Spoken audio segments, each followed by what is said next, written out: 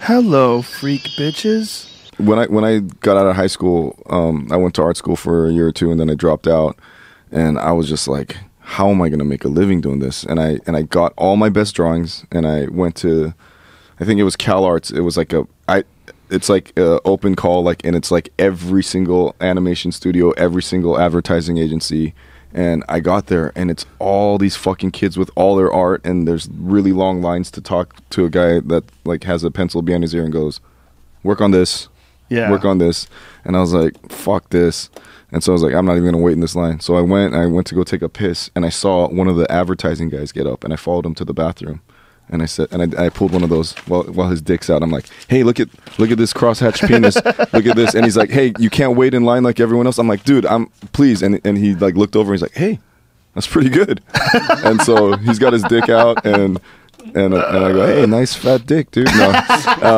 No, he gives me his card, and he goes, you're fucking dope, man. You should come to my office in Beverly Hills. And I was like either 20 or 21, and I was like, yes. And it's one of the biggest advertising agencies in LA. I show up there like with a tie on and everything, and as I walk down the hallway, it's like every movie poster, and I was like, I made it. I'm fucking like young, and I'm gonna make a living drawing. Like, this is fucking crazy. So I think back then, I don't know how it is now, they would have all these artists draw in the style. I forgot, Drew Struzan, that Star Wars, the guy that painted all the Star Wars. Mm-hmm. These guys all draw that same style, and you draw the movie poster, and then they give that to the photographer, and then the photographer, because there's no art in movie posters now, right? And I'm talking about fucking 20 years ago, so I'm sure it's different now. And it was a Avalanche movie with Chris O'Donnell. No, Chris O'Donnell. Chris O'Donnell. I think the movie was called Avalanche. Yeah. And so I sat in a room, and I was like, "This is so cool! I get to see a movie before it came out, And I'm like, "This movie fucking sucks." and then I'm sitting there watching it with like 6 old guys with like cigarettes dangling out of their mouth. And like, "All right, guys, we need avalanches. We need this and this. We need Chris O'Donnell looking like this." And I'm like, "This is amazing!" And I sit in a room, and I draw Chris O'Donnell, and there's a poster. Vertical limit. There it is. I think I drew that. Bill Paxton. Well, that's what you do. There's that's pretty good. Is that Willem Dafoe? Who's the guy in the back? I don't remember. Who is that? Scott Glenn. Scott Glenn. Oh, that guy. Yeah, that guy's awesome. So I got all their headshots. I'm drawing them. The art director's coming in. He's like, it's amazing. He starts with the compliment. Dave, that's great. Can you do it again? Like a little bit smirk, a little bit more heroic. And then not even a day in, I'm like, I hate this job. I just drew fucking Chris O'Donnell. And same thing, I had the same thought then. I'm like, how did this movie get made? Right. Like, it's horrible. Like who, like why don't... Chris O'Donnell's a beautiful man. Girls want to see him. Right. It's a good date night movie. And so it's very safe. I lasted at that job, when you say, like, you got to draw shit. Like, the next one was like a Sandra Bullock movie where she's an alcoholic. Like 28 Days or something. Mm-hmm. And... that whole like, hey, I'm somewhat part of showbiz, and I'm working, and I'm making the good money. I walked into the guy's office less than a month in. I said, like, thank you for this. Like, I appreciate it. Like this, I learned so much. I can't do it. He's like, what are you talking about? Like, you see that line? You see how many people would die? He's like, Dave, and he closes the door. He was like, I'm gonna tell you something.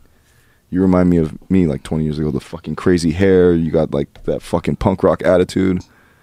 If you stay here and you do what I tell you, you could be running this fucking place in like 20 years. And he's like, and I was like, oh, he gave me a nice ego boost. Down with the devil. Yeah, and I'm like, I wonder if he said this to all those guys out there, and because I was the youngest guy there, and I go, I can't even believe I'm telling. Like I said, thank you for this opportunity. I can't do this though. I can't. Like, I feel like art is my passion. I love it, and I feel like I'm dying here.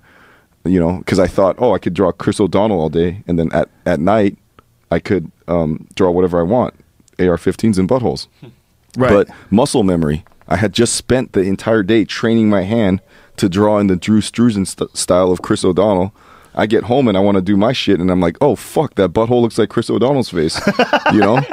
So I tell the guy, I go, hey, look, I can't believe this great opportunity you gave me, but I'm gonna have to regretfully decline this thing. And he goes, what are you gonna do, Dave? Draw your funny books.